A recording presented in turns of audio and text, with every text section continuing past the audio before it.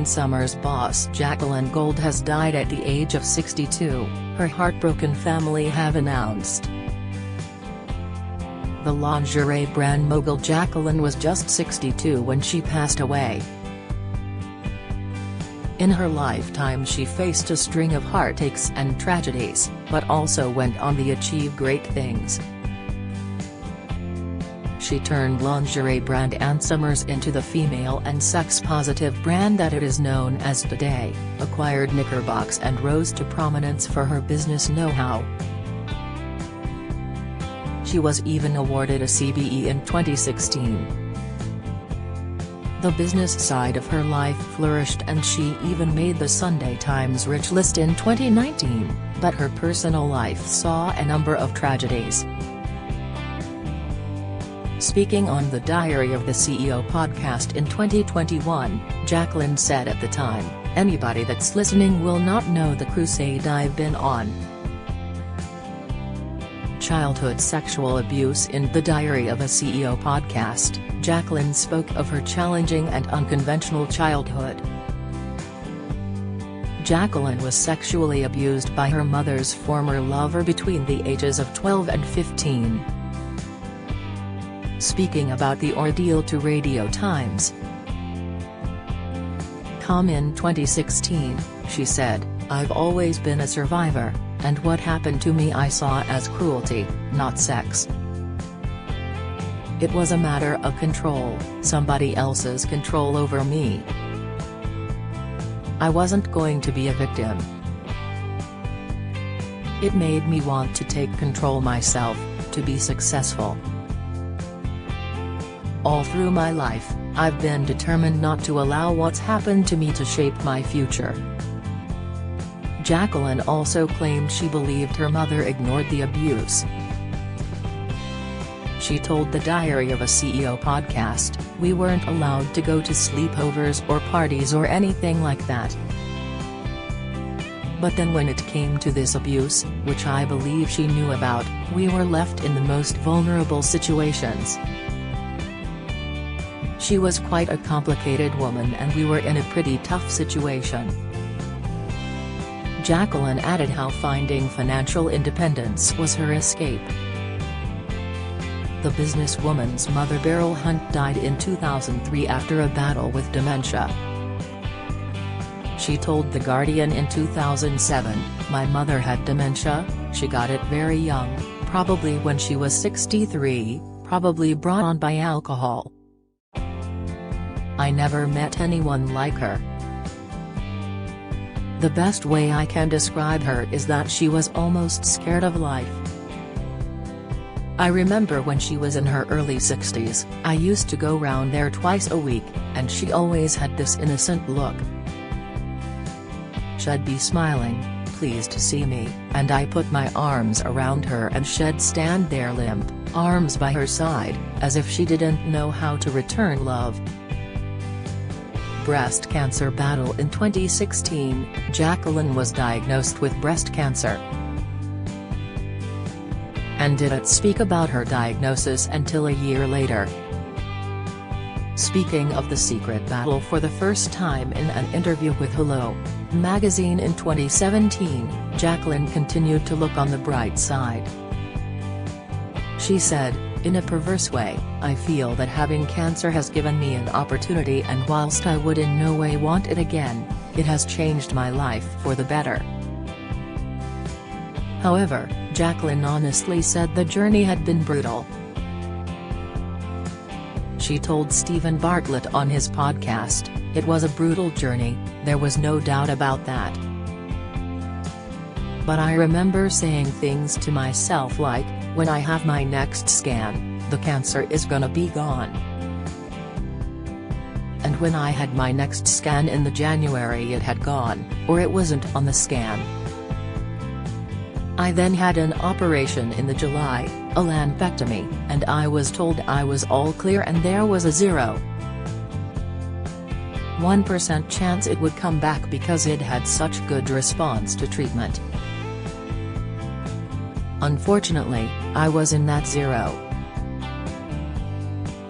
1%, and it did return a couple of years later, and I had a mastectomy, and when I spoke to the consultant he said, it's not curable but it is treatable because it's now gone from stage 2 to stage 4, which was devastating to hear. I immediately said to him, well, what are the chances of it being cured? I know you're saying it's not curable, but we've all heard of people.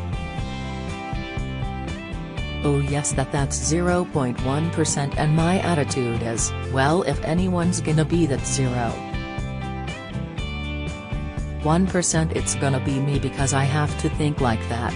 That's what helps drive me forward.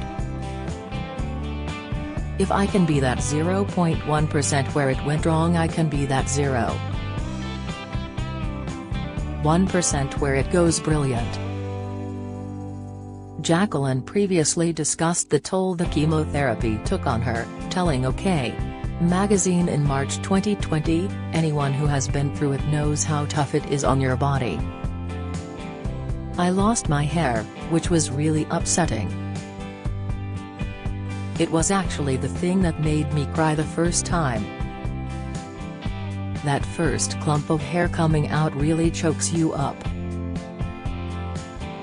Women associate so much of their identity with their hair. But I knew it would grow back. But chemotherapy also made me lose my sight. My vision was very blurred, and things like crossing the road became a huge challenge. Thankfully, it's come back now, but for most of the year it was blurry. Baby son's death at 8 months old. Jacqueline and her husband Dan Cunningham, who was 17 years her junior, met in 2002. The pair had wanted to start a family and had tried for 9 months before they decided to undergo IVF. She went through 2 failed IVF attempts before they split in 2006. But the couple reconciled and underwent fertility treatment in the US, and Jacqueline became pregnant with twins. Her pregnancy was filled with heartache as she was 12 weeks into her pregnancy that only one twin would survive. Jacqueline's son Alfie had a lobar holoprosencephaly, which prevents the brain developing normally during pregnancy. She previously told Loose Women, at my 12-week scan I found out that he had a fatal condition. I was told he would pass naturally during the pregnancy. However, Jacqueline's pregnancy continued and Alfie was born and lived for 8 months. Recalling her heartache over hearing her son cry in pain, she told Loose Women, it was immensely traumatic, because of his condition he was born in pain. No parent should have to go through that. We try to keep his memory alive, we talk about him all the time, we've got pictures of him everywhere. Jacqueline and Dan raised their daughter Scarlett. She previously told the Daily Mail of raising her daughter, the most natural thing for a mother is the need to make everything right for her baby. I can do that for Scarlett, but I can't for Alfie. Attempted poisoning. Jacqueline employed a nanny before her son's death as she needed all the help she could get. The lingerie brand mogul employed Alison Cox, whom she said she trusted implicitly to help raise her daughter. Jacqueline recalled how she had another woman who would do odd jobs and help her with things such as prepare meals, but Jacqueline was unaware Alison didn't get on with the other woman she employed. The nanny, instead of coming to me and being like, look, I've got a problem here, can we talk about it, she thought the best tactic would be to get the cook the sack. So she thought, I know I'll start off by putting copious amounts of sugar in the food after she's prepared it. So I came home from work and I sat there and I cooked dinner, everything seemed fine and we had fish, and when we sat there to eat the fish the sauce tasted like custard. Jacqueline said she dismissed the first incident, but a few weeks later the same thing happened again. This time it was salt. "And I thought, there's something wrong here," she explained. "And I obviously needed to talk to the lady who was doing the food, so that's what I had arranged to do." However, before she spoke to the cook, she asked her nanny to bring her lunch into work one day after she left it at home. On the way to dropping Jacqueline's lunch off, the nanny poured screen wash into Jacqueline's soup. Jacqueline recalled, "I came to eat it at lunchtime. Luckily, I took quite a large mouthful, and the reason I say that is because I don't think I would have tasted it otherwise. And I spat it out because immediately it tasted of chemical. Of course, screen wash can kill you." She added how her instinct told her the nanny was responsible.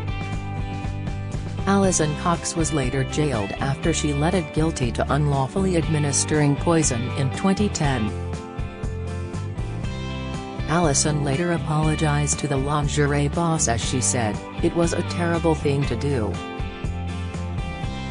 But I am not a poisoner, I never meant to hurt anyone, and I want Jacqueline to know how truly sorry I am."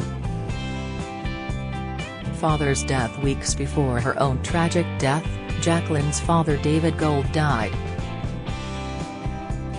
The joint chairman of West Ham United died aged 86, with Jacqueline and her sister Vanessa by his side. West Ham confirmed the news in January this year as his fellow chairman David Sullivan said, "On behalf of everyone at the football club, it is with profound sorrow and a heavy heart that we mourn the passing of our colleague and friend, David Gold. Of all our joint ventures, none gave us more pride and happiness than the day we took ownership of West Ham United, our club, in January 2010. David had a long-standing connection with the Hammers, having grown up opposite the Bowling Ground in Green Street, and represented the club at junior level. He always wanted what was best for West Ham United, and his passing is a great loss for all of us. If you've been a victim of sexual assault, you can access help and resources via www.rapecrisis.org.uk or calling the National Telephone Helpline on 0808 802 9999. If you have been affected by this story, advice and support can be found at the Miscarriage Association. You can call them on 01924 2000799 or email info@miscarriageassociation.org.uk.